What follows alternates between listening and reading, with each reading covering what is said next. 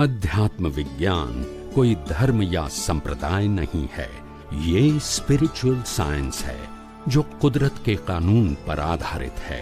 ये विज्ञान पूरे ब्रह्मांड के सभी रहस्यों को उजागर करता है और जीवन के सभी पहलुओं को समझने के लिए एक नई दृष्टि देता है।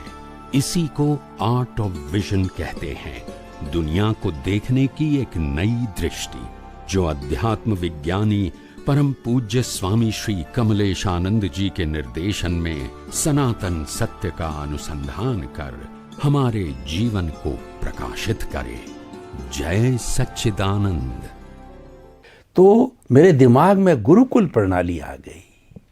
सरकार ने अभी नई शिक्षा नीति जारी कर दी। ये नरेंद्र मोदी जी के दिमाग की उपज है, क्योंकि वो एक वानप्रस्थी जीवन जी रहे, सन्यासी जीवन जी रहे, योगी का जीवन जी रहे हैं। गुरुकुल प्रणाली में उनका विश्वास है, तो उन्होंने कहा कि शिक्षा आपकी अधूरी है, शिक्षा में भावनात्मक विकास नहीं है। व्यक्ति विद्वान तो बन गया, पीएचडी डिग्री विग्री लेकर के बहुत बड़े डिग्रीधारी पैदा हो गए, पीजी वाले, लेकिन वो अहंकारी बन गए। वो मात्र विद्वान है, उनको पंडित बनाइए। पंडित होता है तीसरा नेत्र वाला होता है, प्रज्ञा चक्षु होता है, स्थित प्रज्ञ होता है, और वो प्रज्ञा के जगत पर जीने वाला होता है। वहाँ बुराई नहीं है। तो वैसा बनाने के लिए गुरुकुल प्रणाली का समावेश किया कि गुरुकुल प्रणाली में केवल ज्ञान नहीं लिया जाता है, गुरु से संस्कार लिया जाता है। कैसे उठना, कैसे बैठना, कैसे खाना, कैसे पीना, कैसे व्यवहार करना, कैसे गुरु की सेवा करना, प्राणी मात्र के प्रति कैसा समझना, धर्म क्या है, आत्मा क्या है। तो स्वामी जी, मैं अध्यात्म विज्ञान की दृष्टि से ये आपसे ये मेरा ये प्रश्न है कि जो सरकार अभी जो करने जा रही नई शिक्षा, अच्छी बात है, तो अध्यात्म विज्ञान भी क्या कहता है इसके बारे में कि शिक्षा प्रणाली में गुरुकुल प्रणाली का अंश आना चाहिए, जो कि समाप्त हो गया था, वो जुड़ना चाहिए। थोड़ा मार्गदर्शन दीजिए कृपया। अच्छी बात है।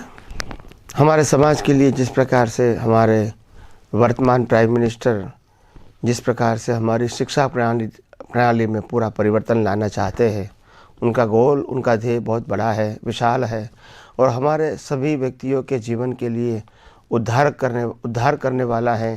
और मैं समझता हूँ यही प्रणाली पूरे विश्व को भी भविष्य में मार्गदर्शन देगी, उसमें कोई संशय नहीं है। मगर अभी जिस प्रकार से लागू किया है प्रणालिका को, लागू कर रहे हैं धीरे धीरे, उसमें भी तो समय लगेगा, थोड़ा संघर्ष भी आएगा, कई लोगों का सपोर्ट विरोध ये भी होगा। एकदम से वो चेंज नहीं आता है। तो हो सकता है उनके साथ अफेक्टेड जो लोग होंगे तो उसका सपोर्ट करने वाले भी होंगे। उनको लगता है कि ये हमारी संस्कृति से विरुद्ध है, हमारे धर्म के विरुद्ध है, तो वो विरोध भी करेगा। ऐसे करते करते करते करते ये लाइन पे आएगा, समय लगेगा। मगर मेरी तो यही राय है कि जिस प्रकार से हो रहा है ये परिवर्तन, एजुकेशन के अंदर जो पिलर्स है, ह्यूमन लाइफ का पिलर्स है एजुकेशन, और इसमें हमारी जो वैदिक परंपरा है, हमारी जो आश्रम की परंपरा है, हमारी ऋषि मुनियों की जो परंपरा है, उसको एडॉप्ट किया जाता है। ये बहुत अच्छी बात है। जितना जितना ये इसमें आएगा, लोग स्वीकार करेंगे, लोग इसके थ्रू एजुकेट हो गए, तो मैं समझता हूँ एक इंसान के लिए, एक समाज के लिए, एक राष्ट्र के लिए और एक विश्व के लिए ये बहुत बड़ी उपलब्धि होगी। मेरी तो ये मंगल कामना ही है कि इस प्रकार का प्रयोग जो लुप्त हो चुका था, इनको डिस्कवर करके लोगों के भलाई के लिए उनके सामने रखा जाए। उनमें बहुत सारे करेक्शन होते रहेंगे समय समय पे। बस मैं तो यही कहता हूँ कि ये प्रयोग में हम सब सफल होवे और हमारा सबका भी इसमें सहयोग होवे, ताकि हमारा सबका जीवन बहुत ऊंचाई पर जाए और हम सब एक नए समाज को देखें, जो समाज एक उन्नत समाज हो, सुसंस्कृत समाज हो, सुधार्मिक समाज हो, और 5 प्रकार के विषयों की माइल्डता वाला जीवन हो, परिग्रह कम रखने वाला जीवन हो, मगर आत्मा को सेंटर में रख के विचार करने वाला जीवन हो, यही सब पाए, यही मेरी भी शुभकामना है। आइए हम सब यही विज्ञान के माध्यम से और आगे सोचने की, समझने की, अनुभव करने की कोशिश करके हम खुद का ही जीवन धर्ममय और मंगलमय बनाएं। यही मेरी आप सबको शुभकामना। स्वामी जी, आपका बहुत बहुत धन्यवाद। वर्तमान में जो गुरुकुल प्रणाली का समावेश शिक्षा में किया जा रहा है बहुत उचित भी है, क्योंकि विद्वान बहुत बन गए लेकिन अनुभवी, आत्मा के स्तर पर जीने वाले, लोक कल्याण की भावना, अहंकार शून्य व्यक्ति न होकर के अहंकारवादी बन गए।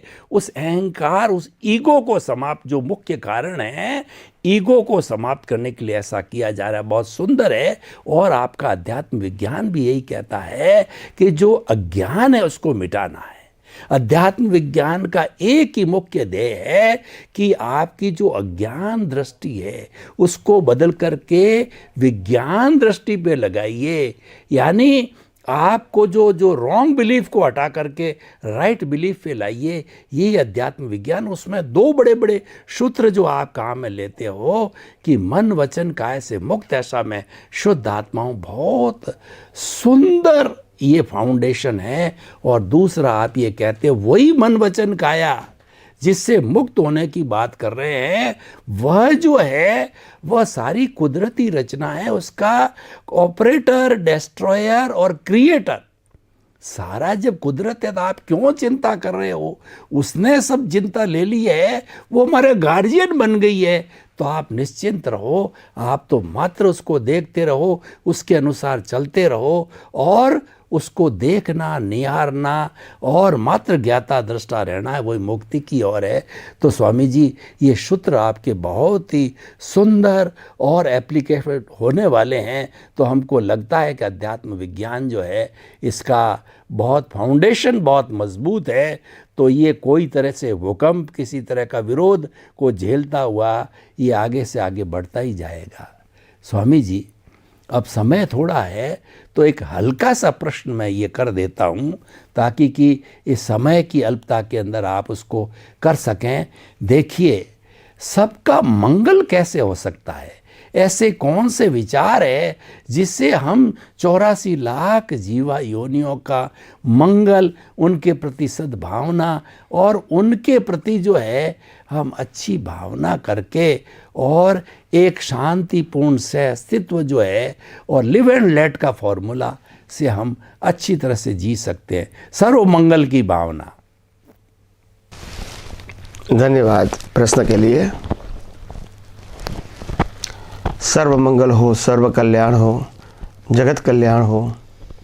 ओम शांति।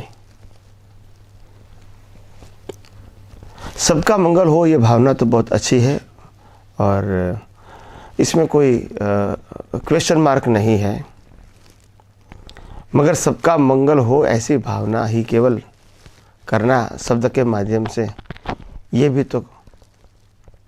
भी तो लिमिटेड सोच है। सबका मंगल होने का मतलब होता है हमारा भी कम से कम इस विश्व के अंदर न कुछ भौतिक चीज़ों के अंदर पाने की सब्जेक्ट होगा, देने का सब्जेक्ट होगा। क्योंकि अगर मंगल बनाना है, हमको ये भावना को आगे ले जाना है, तो दुनिया को कुछ देना पड़ेगा। लेने के लिए आए हैं वो सब्जेक्ट निकालना पड़ेगा। कंप्लेन एंड क्वेश्चन वहाँ होती है जब पाने की बात होती है। कंप्लेन एंड क्वेश्चन तब समाप्त हो जाता है हम कुछ देने के लिए आए। कुछ स्वीकार या न स्वीकार कोई बात नहीं, हमको एनकेस तो करना नहीं है, हमको शेयर करना है। अब देखो हमारे सामने नदी क्या करती है, आपको पानी देने के लिए आती है। बिना पानी आपका अस्तित्व नहीं है, फिर भी वो ऐसा नहीं कहती है कि मैं आपको जीवित रखता हूँ, मगर आप मेरा उपभोग करो, अगर नहीं करोगे तो मैं समुद्र में चले जाऊंगे। तो ये अपने अस्तित्व को मिटा के आपको जीवित रखती है। हवा भी क्या करती है, प्राणवायु अपने अस्तित्व को मिटा को आपको शक्ति देती है। वनस्पति क्या करती है, जो फ्रूट आते हैं, फल आता है, सब्जी आता है, इसको हम उपभोग करते हैं और हमारा जीवन सर्वाइव रहता है। सूर्य क्या करता है, इतना तपता है, हमको प्रकाश देता है, अग्नि देता है, शक्ति देता है। चंद्र क्या करता है? ठंडा होता है, हमको शीतलता देता है।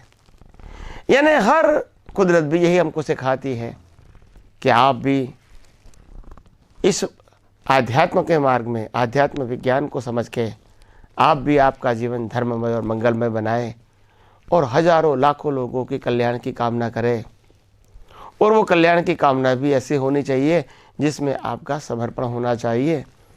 तो मैं नहीं समझता हूँ कि कल्याण का मतलब होता है आपके निमित्त से ही लाखों लोगों का कल्याण हो जाए, मगर आपकी जो भावना है, आपका जो प्रयास है, छोटा सा प्रयास, इसको छोटा न मान के आपका प्रयास ही लाखों लोगों को प्रेरणा का कारण बने और यही जगत कल्याण का उत्तम निमित्त भी बन सकता है।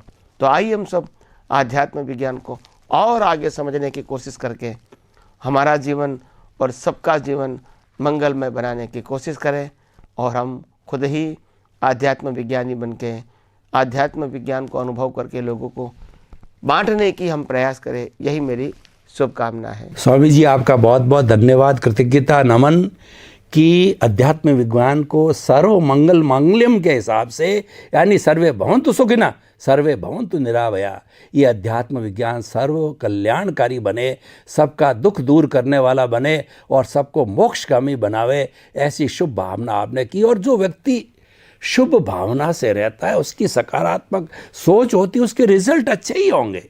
जब हम अच्छा करने को जाते हैं तो रिजल्ट अच्छा आना ही है, क्योंकि हमारी भावना सकारात्मक है। बहुत बहुत धन्यवाद स्वामी जी, आपका कृतज्ञता। समस्त श्रोताओं की तरफ से आपको जय सच्चिदानंद। जय सच्चिदानंद।